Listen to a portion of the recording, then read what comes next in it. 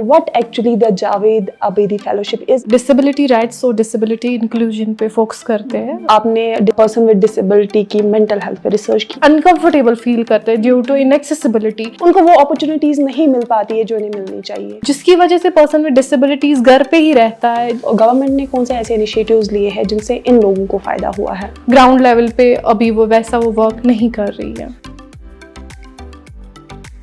हर एक इंसान अपनी ज़िंदगी में आगे बढ़ना चाहता है, लेकिन कभी कभार ज़िंदगी में ऐसे मुश्किलात आते हैं कि इंसान आगे बढ़ना छोड़ देता है। बहुत सारे लोग ऐसे भी होते हैं जो उन चीज़ों का सामना करके आगे निकल जाते हैं और ये प्रूव करके दिखाते हैं कि इस दुनिया में कोई भी चीज़ जो है इम्पॉसिबल नहीं है। आज हमारे साथ एक ऐसी शख्सियत जुड़ी हुई है जो काफ़ी ज़्यादा अच्छा काम कर रही है। आपको बता दूं, आज हमारे साथ मौजूद है ज़ैनत फारूक, जो कि एक डिसेबिलिटी राइट्स एजुकेटर और एक सोशल वर्कर है। ज़ैनत, आपका वेलकम है रेडियो बारामुल्ला में and we are very grateful to have you here with us. Thank you so much. Thank you so much Zainab यहाँ आने के लिए। ज़ैनब, आप जावेद आबिदी फेलोशिप के अंदर काम करती है। आप हमारे व्यूवर्स को बताइए कि what actually the Javed Abidi fellowship is and आपका क्या रोल है वहाँ पे? ओके, तो जावेद आबिदी जो फेलोशिप है, ये फेलोशिप जो है ये नेशनल लेवल फेलोशिप है।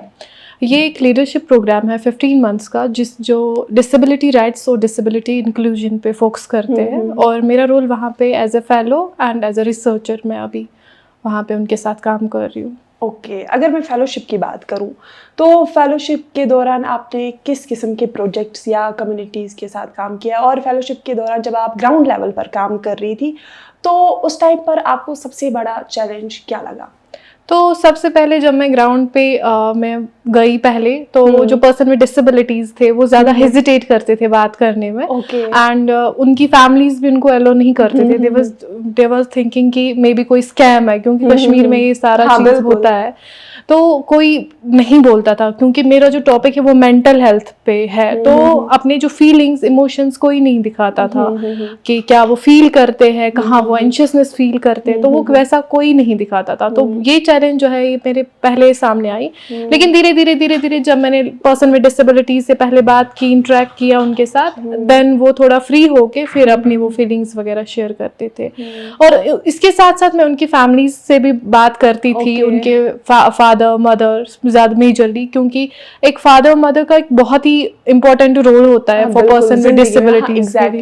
हाँ, तो उनसे मैं बात करती थी, उनके बारे में जानती थी कि क्या ये जब आपके साथ होते हैं तो ये क्या बिहेव करते हैं। बिल्कुल। सी, आपने यहाँ पे मेंटल हेल्थ की बात की, आपने पर्सन विद डिसेबिलिटी की मेंटल हेल्थ पे रिसर्च की है, सो आपको क्या फाइंडिंग वहाँ पे देखने को मिली? तो पहली फाइंडिंग, मेजर फाइंडिंग मेरी ये रही वहाँ पे, पहली जो जैसा कि मैंने अभी आपको बोला कि पर्सन विद डिसेबिलिटीज जो है वो ज़्यादा एंशियसनेस जो होते हैं, वो प्रोफेशनल और सोशल प्लेस जो है, इन दो जगहों पे वो ज़्यादा एंशियस होते हैं, अनकंफर्टेबल फील करते हैं ड्यू टू इनएक्सेसिबिलिटी।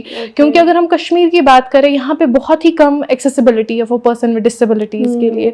लाइक अगर कोई व्हील चेयर यूजर है, क्या यहाँ पे उनके लिए प्रॉपर रैंप्स नहीं है। अगर कोई ब्लाइंड है तो टैक्टाइल पाथ्स नहीं है। अगर कोई लो विजन है तो उसके लिए डिजिटल टूल्स वैसे अवेलेबल नहीं होते हैं। तो ये चीजें सारी चीजें जो है ये कहीं ना कहीं मेंटल हेल्थ से जुड़े हुए है। अगर हम मेंटल हेल्थ का वो एंशियसनेस देखें तो उसका रूट कॉज जो है वो हमें यही एक्सेसिबिलिटी का इशू जो है वो मिल रहा है। अगर मैं फैमिली की बात करूं, लाइक पर्सन विद डिसेबिलिटी, उनकी ज़िंदगी में फैमिली सपोर्ट का क्या रोल होता है? बहुत ही ज़्यादा इम्पोर्टेंट रोल है, क्योंकि एक जो पर्सन विद डिसेबिलिटी है, एक्चुअली हमारी जो society, specially if I talk about Kashmiri society, तो पर्सन विद डिसेबिलिटीज को एज अ वो स्टिग्मा के तौर से बचपन से देखा जाता है कि she is disable, she can't do anything, तो ये बाहर नहीं जा सकती है अकेला।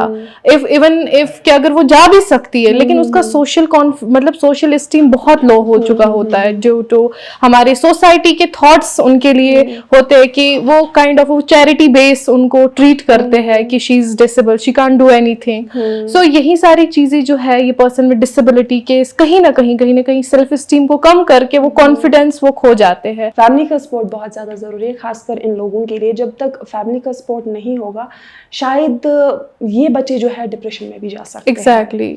सो आपने एजुकेशन की बात की। अगर मैं एजुकेशन की बात करूं या एम्प्लॉयमेंट की बात करूं, आपको नहीं लगता है कि ऐसे बच्चे जो है अक्सर जो है पीछे होते हैं? हाँ एग्जैक्टली पीछे होते हैं, उनको वो अपॉर्चुनिटीज़ नहीं मिल पाती है जो उन्हें मिलनी चाहिए। बिल्कुल, या सी कि अगर हम अपॉर्चुनिटीज़ की बात करें तो अगर कोई पर्सन विद डिसेबिलिटीज़ कहीं पे जॉब के लिए जाता है, अगर मैं जॉब की बात करूं प्रोफेशनल स्पेस की, तो फर्स्ट ऑफ ऑल उसको पहले देखा जाता है कि ही और she is disabled, so she ये यहाँ पे हम इसको काम पे नहीं रख सकते क्योंकि ये डिसेबल्ड है, ये खुद नहीं कर पाएगा। हाँ, तो पहला तो यही एक रीजन है। और सेकंड रीजन, वहाँ पे जो बिल्डिंग्स होती है वो एक्सेसिबल नहीं होती है। पर्सन विद डिसेबिलिटी अगर जाना भी चाहिए, फॉर एग्जाम्पल अगर वहाँ पे कोई उनको अपॉर्चुनिटी दे भी रहा है, बट वहाँ पे उनके लिए वो सिस्टम, वो एक्सेसिबल चीजें नहीं होती है जो होनी चाहिए, जिसकी वजह से पर्सन विद डिसेबिलिटीज घर पे ही रहता है। ऑफ कोर्स जब हम देखते हैं अगर एक नॉर्मल इंसान भी घर पे ही रहेगा, घर पे मतलब वो कहीं बाहर नहीं जाएगा, तो उसकी मेंटल हेल्थ भी इफेक्ट होगी वहां पे, क्योंकि वो सोशली जब इंटरेक्ट नहीं करेगा लोगों से तो वो उसका मेंटल हेल्थ खुद ब खुद ही खराब हो जाएगा। तो ये तो डिसेबल्ड है, उसको चार बातें और सोसाइटी से सुननी पड़ती है कि ये काइंड ऑफ बेचारी वर्ड यूज करते हैं specially for person with disabilities के लिए। तो उसकी मेंटल हेल्थ पे सोच सकते हैं कि कितना बड़ा असर होता होगा इन चीजों से, और बाद में घर से बाहर भी ना निकलना। बिल्कुल, आपकी बात बिल्कुल सही है। मुझे लगता है कि इन लोगों को भी जो है अपॉर्चुनिटी मिलनी चाहिए आगे बढ़ने के लिए, क्योंकि इन लोगों में ज्यादातर जज्बा होता है कुछ करने का। Exactly. अगर मैं गवर्नमेंट इनिशिएटिव्स की बात करूं तो गवर्नमेंट ने कौन से ऐसे इनिशिएटिव्स लिए हैं जिनसे इन लोगों को फायदा हुआ है? अगर हम इनिशिएटिव की बात करें तो इनिशिएटिव में गवर्नमेंट्स ने जैसे UDID कार्ड्स बनाए पर्सन विद डिसेबिलिटीज के लिए, और पेंशन पर्सन विद डिसेबिलिटीज का दे रहे हैं वो। लेकिन अगर हम लॉ की बात करें, जो हमारा लॉ कहता है उस हिसाब से वो लॉ जो है वो जैसे कि RPWD एक्ट है, rights of person with disability act जो है, या मेरा जो टॉपिक है मेंटल हेल्थ, उसका मेंटल हेल्थ केयर एक्ट 2017 का जो है वो ग्राउंड लेवल पे इम्प्लीमेंट नहीं है। उस एक्ट से मतलब उन चीजों से जो वो एक्ट उसमें कहता है वो एक्ट जो है वो लागू नहीं होता है ग्राउंड लेवल पे, जिससे अभी भी कहीं ना कहीं ये चीजें जो है इम्प्लीमेंट नहीं हो पा रही है। इवन दो अगर ऐसे स्कीम्स भी, इनिशिएटिव्स भी गवर्नमेंट ले रहा है, बट ड्यू टू पता नहीं क्या कह सकते हैं उस चीज को कि गवर्नमेंट ने बहुत अच्छी वरना स्कीम्स भी स्कीम्स भी एक्ट्स भी वो बनाए इस चीज के लिए, लेकिन अनफॉर्चुनेटली ग्राउंड लेवल पे अभी वो वैसा वो वर्क नहीं कर रही है। आपको लगता है ये कहीं ना कहीं ये अवेयरनेस की कमी है लोगों में? Of course, या लोग अवेयर है, वो जानबूझ के कुछ ऐसी चीजें करते हैं जो उन्हें नहीं करनी चाहिए? एक्चुअली इट्स अबाउट अवेयरनेस ही, क्यों लोग अवेयर नहीं है, बट इसकी रिस्पॉन्सिबिलिटी भी गवर्नमेंट की है, क्योंकि जितना गवर्नमेंट अवेयर करवाएगा लोगों को तभी तो लोग जो है वो फायदा लेंगे। जब अवेयर ही नहीं है लोग तो लोग कहाँ से फायदा लेंगे? तो ये इसकी रिस्पॉन्सिबिलिटीज भी गवर्नमेंट की है, बट कहीं ना कहीं अभी हम वो भी देख रहे हैं ग्राउंड लेवल पे कि नहीं हो रही है अवेयरनेस, चाहे वो मेंटल हेल्थ के बारे में हो अवेयरनेस, चाहे वो डिसेबिलिटी के बारे में हो अवेयरनेस, या rights of person with disability के बारे में हो। तो इन सब चीजों के बारे में बहुत कम अवेयर है, जिसकी वजह से एक पर्सन विद डिसेबिलिटी हमेशा काइंड ऑफ वो स्टिग्मा में रहता है अपनी लाइफ में। अवेयरनेस बहुत ही ज़्यादा ज़रूरी है, खासकर इन चीज़ों को लेके, क्योंकि जब तक लोग अवेयर नहीं होंगे तब तक उन्हें पता नहीं चलेगा कि सामने वाला जो है किस चीज़ से गुजर रहा है। से अगर मैं फेलोशिप की बात करूं तो फेलोशिप के दौरान कोई ऐसा मोमेंट जो आपके लिए हमेशा यादगार रहा हो? हाँ, of course, not only one, बहुत सारे ऐसे मोमेंट्स हैं जो मुझे याद आए, मतलब याद रहेंगे आने वाले टाइम में भी। एक मोमेंट ऐसा है कि जब मैं फील्ड वर्क कर रही थी तो मैं लोगों के केस स्टडीज भी वगैरह लेती थी, बीच बीच में डीप इंटरव्यू करती थी। तो उसमें मुझे ये पता चला बहुत हार्श रियलिटीज मुझे जो मैं एक्सपेक्ट भी नहीं कर रही थी ऐसा होता होगा, वो मैंने देखा उस टाइम। इवन दो कि अगर मैं फैमिलीज की बात करूँ, फैमिली ही रोक रही है एक पर्सन विद डिसेबिलिटीज को किसी से बात करने से। सो ये आप समझ सकते क्या हैं। रीजन हो सकता है इसका? रीजन ये है कि सोशल स्टिग्मा है, लोगों को सोसाइटी एक्चुअली ये बहुत बड़ी प्रॉब्लम है हमारी कश्मीरी सोसाइटी में। वो अपने बच्चे का नहीं सोच रहे बल्कि ये सोच रहे कि लोग क्या कहेंगे। एग्जैक्टली तो वही है कि लोग, अगर हम पर्सन विद डिसेबिलिटीज को कहीं बाहर जाने दें या अगर वो फ्रीली घूम सके कहीं पे, तो 4 लोग पता नहीं उसके बारे में 4 और बातें मतलब करते हैं हमारी सोसाइटीज में। उसकी वजह से जो पेरेंट होता है वो ज्यादा कॉन्शियस होता है अपने बच्चे के लिए कि नहीं, इसको अपने ही घर पे रखे, जैसा है वैसे ही रहने दे। बट ये नहीं सोचते तब पेरेंट की इसकी मेंटल हेल्थ पे क्या असर पड़ सकता है अगर हम उसको डिफरेंट वे में देखें। क्योंकि हम, चलो पर्सन विद डिसेबिलिटीज भी इंसान है, उनमें भी इमोशंस है। जैसे एक नॉर्मल पर्सन को, एक इंसान में इमोशंस होते हैं, वैसे भी पर्सन विद डिसेबिलिटीज को भी होते हैं इमोशंस वगैरह। लेकिन तब वो फैमिलीज नहीं सोचती अपने बच्चों का, स्पेशली पर्सन विद डिसेबिलिटीज का, कि अगर हम उनको ऐसे रिस्ट्रिक्शंस लगाए तो इन पे क्या असर पड़ सकता है दिमागी तौर पे।